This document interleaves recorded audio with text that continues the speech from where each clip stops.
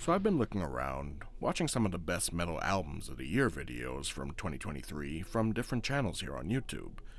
And as per usual, there's barely any representation for my favorite picks of the year. And now that I'm finally covering music content myself here on my channel, I decided to take matters into my own hands, especially when my top 2 favorite bands released albums in 2023.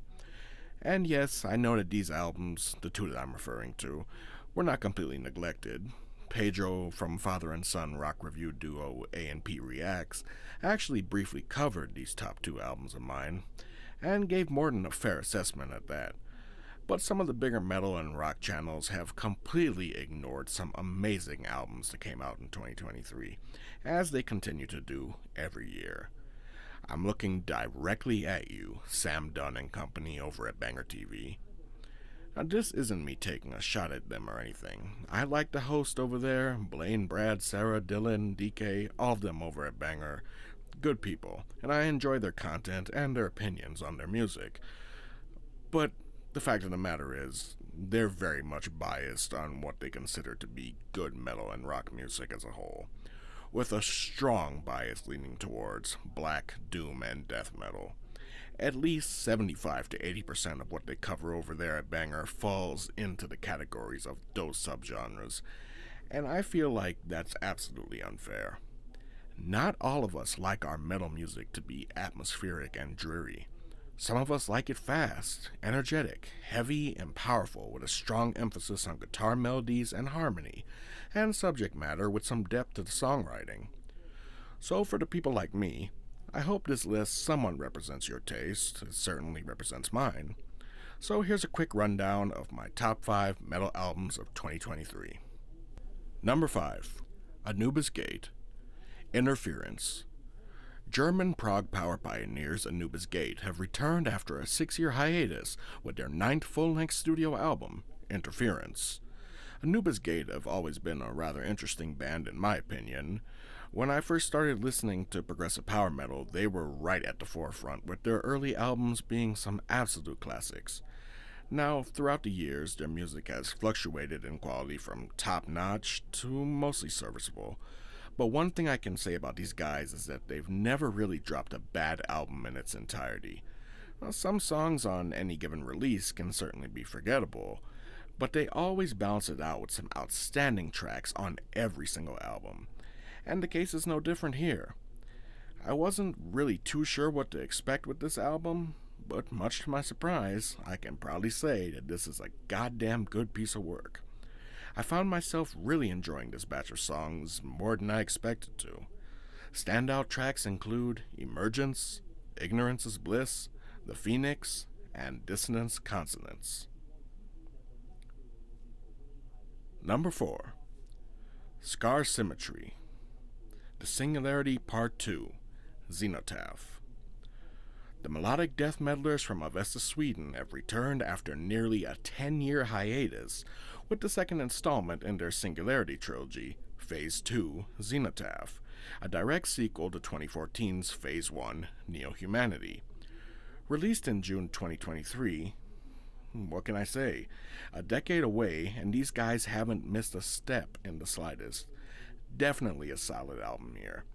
Standout tracks include Scorched Quadrant, Reichsfall, Hyperborean Plains, and my personal favorite track on the album, Overworld. Number 3. Redemption. I Am the Storm.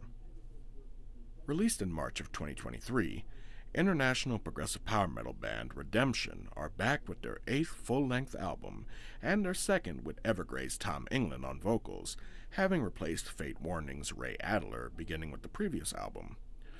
With the band's roots being firmly planted in LA with founding guitarist Nick Van Dyke, Redemption's current lineup consists of multinational members who all bring their own unique influences to the ensemble to build towards one cohesive sound, something that these guys are absolute pros at.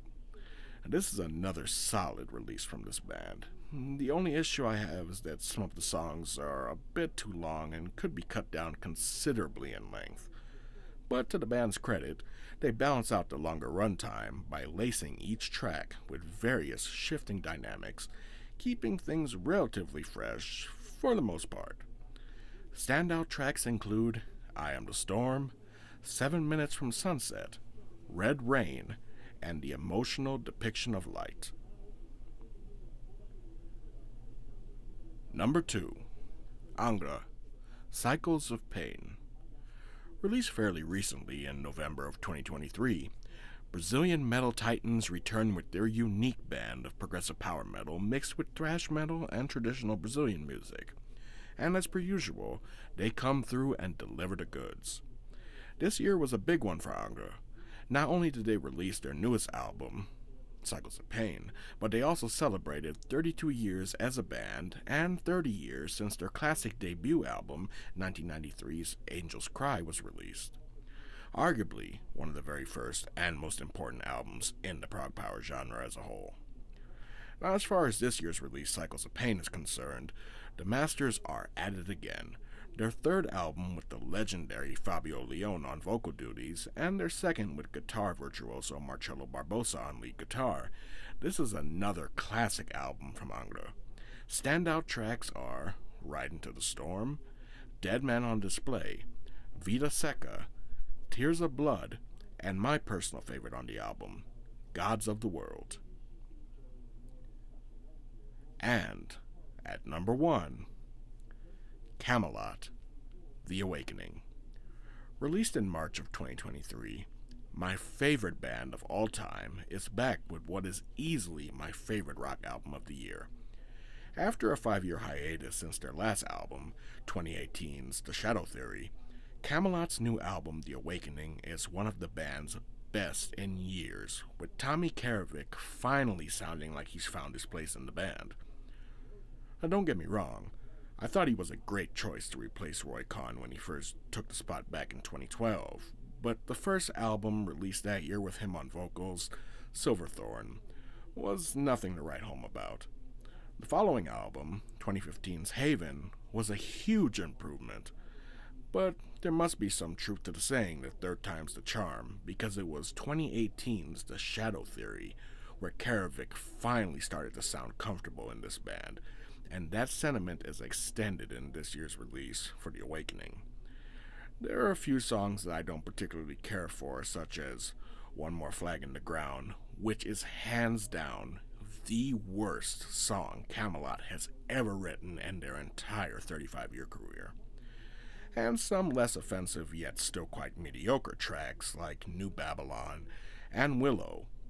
But the majority of the album is solid as fuck, with standout tracks such as Opus of the Night, which is part 2 to Ghost Opera from their 2008 album Ghost Opera, The Great Divide, My Pantheon, Blood Moon, Night Sky, The Looking Glass, and my personal favorite song from the entire album, Eventide.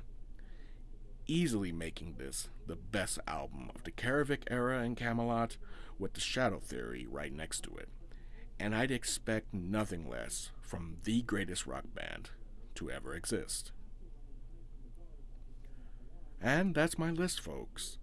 I highly encourage you all to check out some of the bands on this list, even if it's just one.